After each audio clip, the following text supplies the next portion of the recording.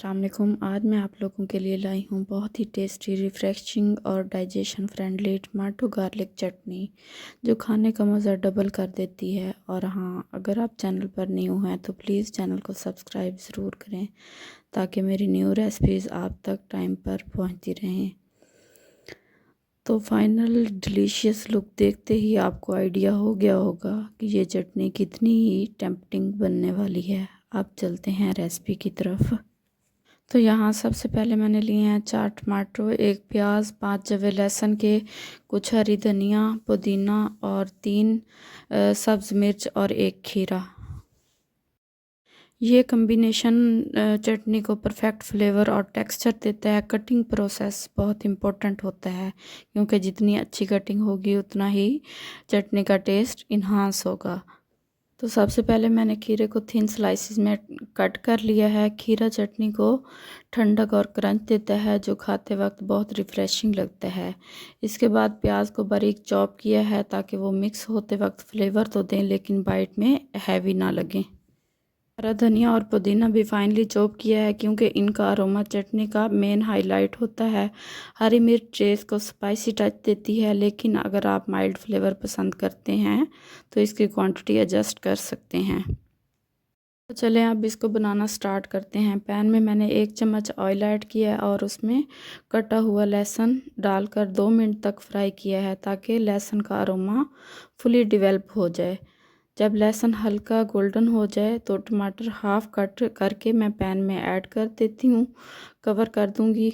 Steam के through टमाटर naturally soft हो जाते हैं जो चटनी का टेक्सचर बहुत स्मूथ बनाते हैं। 5 से 6 मिनट बाद टमाटर परफेक्टली सॉफ्ट हो गए हैं। चिमटे की मदद से मैं इनका छिलका रिमूव कर दूंगी।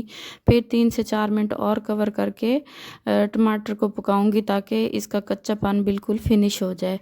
इस स्टेज पर टेक्सचर बहुत क्रीमी होता है जो चटनी की बेस बनता है।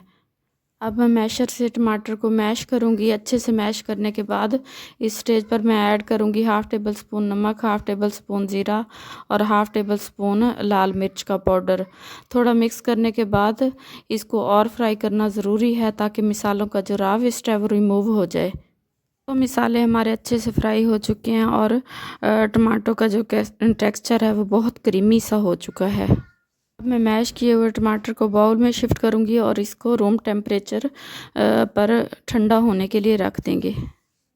इस पॉइंट पे आपने एक चीज़ का ध्यान रखना है कि गर्म टमाटो में हमने अनकुक चीज़ें ऐड नहीं करनी।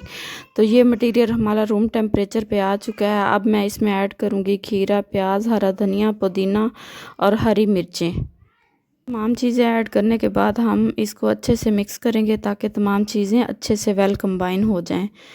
तो लें जी, हमारी टमाटो गार्लिक चटनी रेडी है। इसे आप साइड डिश के तौर पर सर्व कर सकते हैं। चपाती, चावल, बारबेक्यू या फ्राइज़ के साथ भी बहुत मज़ेदार लगती है। फाइबर का रिच सोर्स होने की वजह से डाइजेशन भी फास्ट होती है। इसे आप बना के फ्रिज में सेव कर सकते हैं। रेसिपी पसंद आए तो वीडियो को लाइक करें, शेयर करें और चैनल को सब्सक्राइब ज़रूर करें ताकि मेरी न्यू रेसिपीज़ आप तक जल्दी पहुँच सकें। मिलते हैं नेक्स्ट कुकिंग व्लॉग में। दुआओं में याद रखिएगा, अपना बहुत ज़्यादा ख्याल रखिएगा। टिल देन, अल्लाह हाफिज़।